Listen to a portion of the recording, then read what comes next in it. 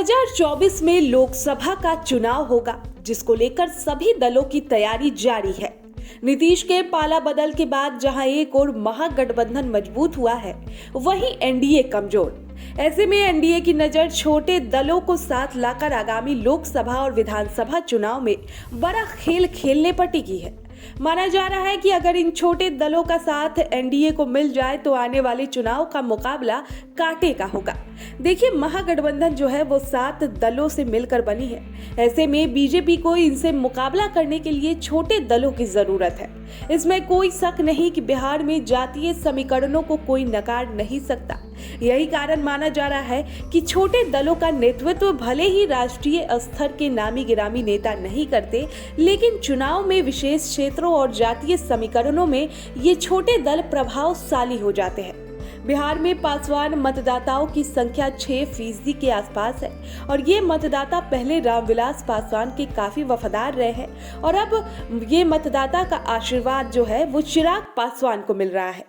ऐसे में ये तय माना जा रहा है कि बीजेपी आने वाले चुनाव में चिराग को अपने साथ लाकर इन 6% वोटों को अपने तरफ करेगी और दूसरी तरफ जेडीयू का महागठबंधन में जाना और नीतीश द्वारा तेजस्वी को उत्तराधिकारी बनाना, इससे जेडीयू के कई कार्यकर्ता नाराज है।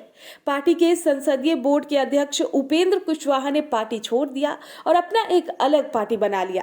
कुशवाहा जिस तरह से नीतीश कुमार और पार्टी नेतृत्व पर आक्रामक है, इससे उनके एनडीए के साथ जाने की संभावनाएं प्रबल है। उपेंद्र कुशवाहा वोटर पर दावा ठोकते हैं और बिहार में कुशवाहा की आबादी दूसरे नंबर पर यानी यादव जाति के बाद आती है। वीआईपी भी बीजेपी के साथ हाथ मिलाएगी, ये कयास लगाया जा रहा है, क्योंकि जब से केंद्र की तरफ से Y+ सिक्योरिटी उनको मिली है, वो बीजेपी की तरफ झुकते हुए दिख रहे हैं। सहनी, निषाद, मल्ला और केवट वोटों पर अपना एक अधिकार मानते हैं। इनकी आबादी बिहार में 3.5% है और अगर सहनी बीजेपी में जाते हैं तो इन 3.5% वोट बीजेपी में जाने की संभावनाएं भी बढ़ जाती है।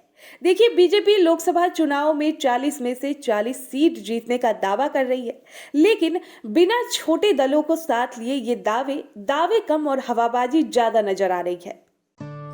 दीक्षांत एडुटेक लाया है दीक्षांत डिजिटल क्लास। दीक्षांत डिजिटल क्लास का उपयोग कर छात्र बना सकते हैं पढ़ाई को बेहद आसान और मजेदार। दीक्षांत डिजिटल क्लास को स्कूल में बैठकर देखना है तो पेन ड्राइव और स्मार्ट टीवी बनेगा सही माध्यम। चलिए अब ये भी जानते हैं कि दीक्षांत डिजिटल क्लास का फी स्ट्रक्चर क्या होगा। नर्सरी से लेकर यूकेजी के लिए 7,000, नर्सरी से लेकर दूसरी कक्षा के लिए 12,000, नर्सरी से लेकर 5वीं तक के लिए 18,000, नर्सरी से लेकर 8वीं तक के लिए 24,000, नर्सरी से लेकर 10वीं तक के लिए 30,000।